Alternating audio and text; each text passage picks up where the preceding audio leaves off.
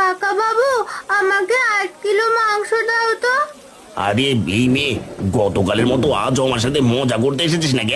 যা যা, আমার দোকানের সামনে থেকে যা বলছি। না না কাকা বাবু, আমি তোমার সাথে মজা করছি না, আজ আমি টাকা নিয়ে এসেছি।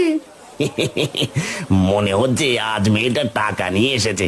এবার ওকে গতকালের পচা মাংসগুলো গুছিয়ে দিতে হবে। এই নাও 8 কিলো মাংসের দাম, এবার আমাকে মাংস দাও। হ্যাঁ দে, তোর ব্যাগটা দিকে দে। দিয়েছি, আজ ওকে গতকালের পচা বাসি মাংস গুছিয়ে দিয়েছি।